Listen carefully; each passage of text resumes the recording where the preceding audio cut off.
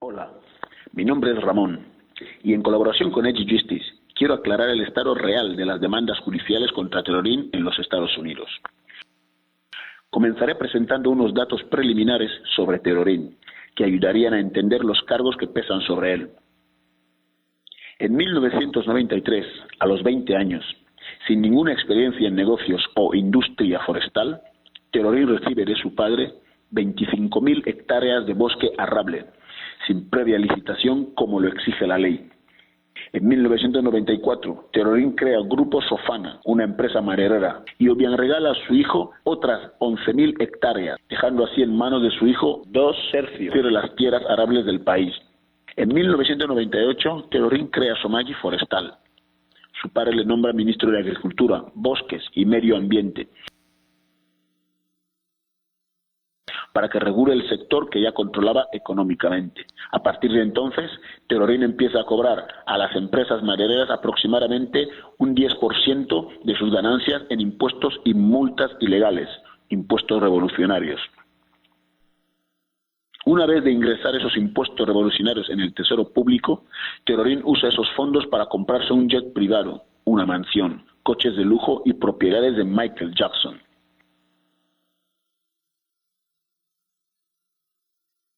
Nacen así el caso USA contra el guante de cristal y otras propiedades de Michael Jackson y el caso USA contra el jet privado. 29 de abril de 2011, el Departamento de Justicia presentó una demanda para la confiscación de la mansión de Malibú, un Ferrari y propiedades de Michael Jackson valorados en $331 millones. USA alegó que Terorín adquirió esos bienes con dinero obtenido en violación de leyes guineanas y que las transferencias de dineros a USA se hicieron en violación de las leyes bancarias estadounidenses. Los abogados de Terorín respondieron diciendo que USA carecía de suficientes evidencias de causa probable en abril del 2011, cuando presentó la demanda inicial. En junio del 2012, el Departamento de Justicia presentó una demanda enmendada alegando actos de corrupción con violencia y datos específicos. Por ley, el juez en California solo basa su decisión en la evidencia incluida en la demanda inicial. Nuevas pruebas de expolio y extorsión obtenidas después de presentar la demanda inicial deberán formar parte de una nueva demanda. Consecuentemente, el 19 de agosto del 2013, el juez en California, en una moción de sentencia sumaria, desestimó parcialmente el caso contra Terorín, explicando que en abril del 2011 la demanda inicial contenía suficiente evidencia de que se habían violado las leyes bancarias de USA, pero no de que se hubiera violado las leyes de Guinea Ecuatorial, por lo que el caso actual debe poder seguir en cuanto a las violaciones de las leyes bancarias en USA. En cuanto al expolio y extorsión, las violaciones de las leyes de Guinea Ecuatorial, el Departamento de Justicia puede, si lo desea, emprender un nuevo caso para confiscar la mansión y otros bienes, en base a las nuevas pruebas adquiridas después de abril del 2011, gracias a empresas como Tromat y otras. El caso para la confiscación del jet privado de Terorín avanza en un tribunal de Washington, D.C. Por cierto, el guante de Michael Jackson y otros artículos desaparecieron de la mansión de Malibú en violación de la ley de destrucción o movimiento propiedad para prevenir su incautación.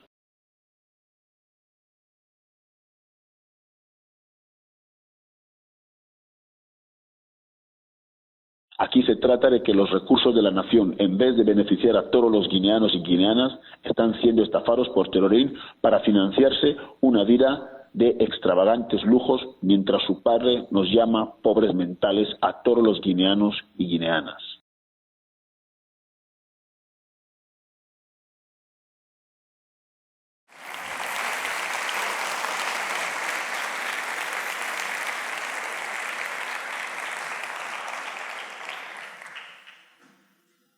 Bom dia. Teobari. Mbolani. Ambolo. ¿Cuántas lenguas africanas tengo que hablar para que respondan buenos días? Quiero comenzar dando las gracias. Es un honor para mí estar aquí. Tengo que dar las gracias a mi amiga Carla y a mi nuevo amigo Luis por el lindo día que me brindaron ayer y por las lecciones que me brindaron ayer. Tanto es así que he decidido hablar hoy de Guinea Ecuatorial, pero enmarcado en la solidaridad, un concepto que de lo que he aprendido de la misión de esa universidad, un concepto fundamental. Antes de hablar sobre Guinea, quiero felicitar al pueblo guatemalteco por la reciente sentencia histórica que reconoció la Corte Suprema guatemalteca, reconociendo las violaciones sexuales contra mujeres indígenas como crímenes de lesa humanidad en el contexto de la lucha armada interna dentro de este país. Guatemala se merece un gran aplauso por eso.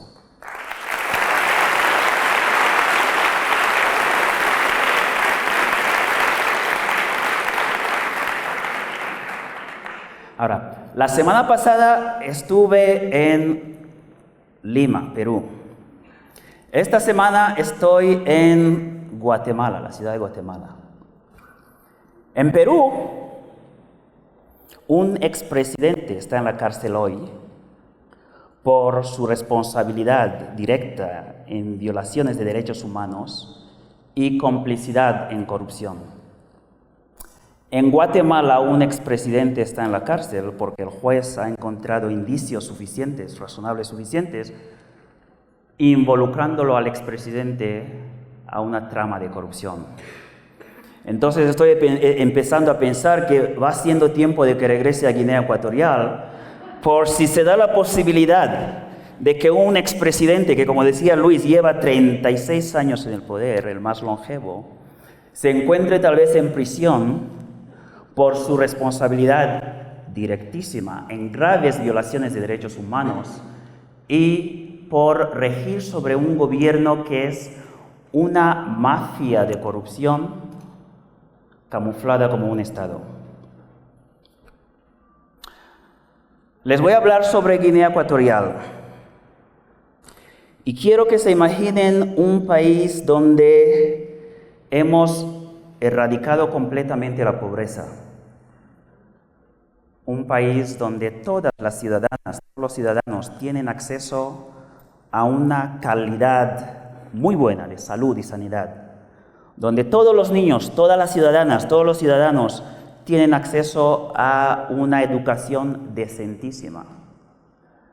Donde todo ciudadano tiene un hogar, tiene comida. En resumidas cuentas, donde todos y cada uno y cada una de los ciudadanos y ciudadanas de ese país tienen un nivel alto de vida, tienen dignidad humana. Si abren los ojos, ese país existe. Y ese país es Guinea Ecuatorial. Pero entonces, ¿por qué me han invitado Human Rights Foundation a hablarle aquí en ese huipil tan raro sobre Guinea Ecuatorial si todo está resuelto? Pues es porque esa Guinea es la Guinea en potencial. Es la Guinea en un futuro perfecto. Es la Guinea en que juntos, y con muchos otros guineanos, juntos podemos construir.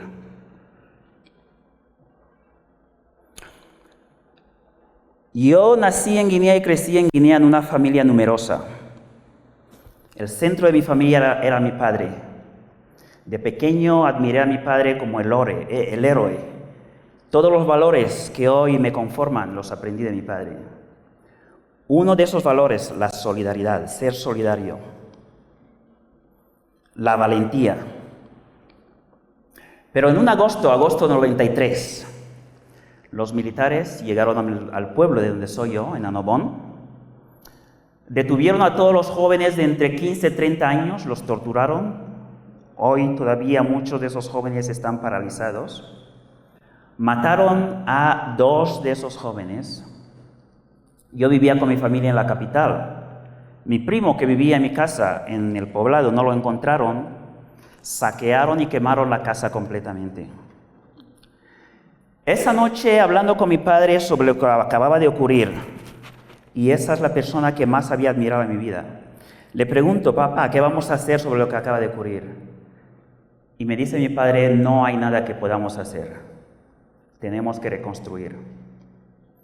Y para mí, a esa tierna edad de los 19 años, eso me parecía inaceptable. Me negué a aceptar que como ciudadanos nada se podía hacer. Fui a los Estados Unidos meses después a adquirir las herramientas para cambiar el sistema corrupto que regía en mi país entonces. Guinea Ecuatorial, créanme de verdad, es el tercer país productor de petróleo en África, más grande productor después de Nigeria y Angola. La renta per cápita de Guinea Ecuatorial es 4 veces mayor que la de Guatemala. Sin embargo, el índice de desarrollo humano en Guatemala está 10 puntos sobre el de Guinea Ecuatorial, 128 a 138. ¿Qué significa eso? Que Guatemala, con muchísimo menos dinero, es capaz de ofrecer a sus más de 15 millones de habitantes un mejor sistema de salud, un mejor sistema de educación, la mortalidad materna, mortalidad infantil, todo eso está mejor resuelto aquí en Guatemala que en Guinea Ecuatorial, donde hay apenas 700,000, 800,000 habitantes con una renta per cápita mucho más alta que Guinea Ecuatorial. Y es importante saber, tener muy en cuenta, que cuando se habla de renta per cápita, desarrollo humano no son meros números inertes, son seres humanos, son mi hermana chiquitina, mi prima, muchas hermanas y primas, muchas hijas que se mueren en un hospital, sangran a muerte porque el doctor que debería estar allá está en el bar tomándose su quinta copita de ginebra. Son niños que se mueren en un hospital, en una incubadora, porque no hay luz. Son padres que se mueren porque los medicamentos que debían llegar se han extraviado a Camerún y a Gabón y a otros países. Esa es Guinea Ecuatorial.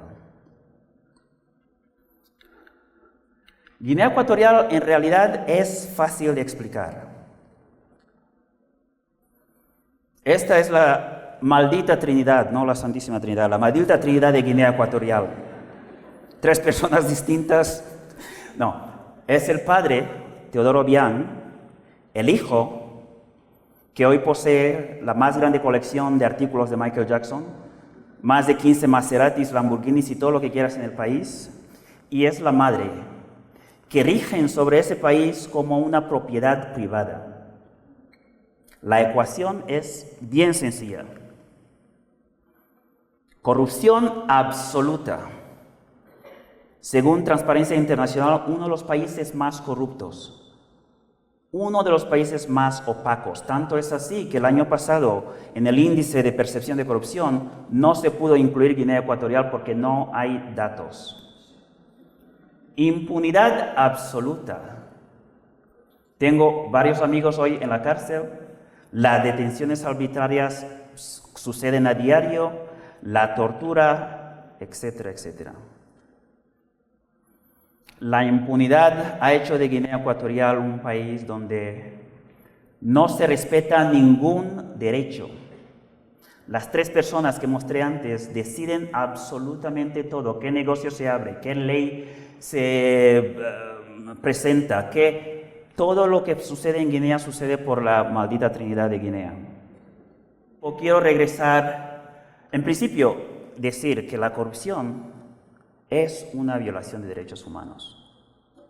Todos los gobiernos que firman, ratifican el Pacto Internacional para los Derechos Sociales, Económicos, Culturales, y que después, en vez de usar el dinero para progresivamente alcanzar esos derechos, lo malversan en fondos, en palacios y eso, están descaradamente violando los derechos humanos.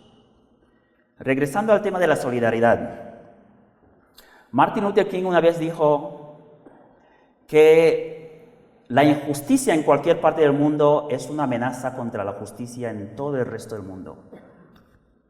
No es coincidencia que un africano así vestido en harapos o en huipil, les esté aquí hablando en su lengua natal. Hay unos lazos culturales, lingüísticos, etcétera, que nos unen. Pero más allá de esos lazos, somos todos partes de la humanidad. Lo que hoy sucede en cualquier parte del mundo tiene repercusión en todo el resto del mundo. No deberíamos regresar de estas sillas a nuestras computadoras a ver vídeos de gatos en Facebook. Si después de todo lo que van a escuchar aquí, no salimos con una conciencia diferente, de poco ha servido que vengamos hasta aquí.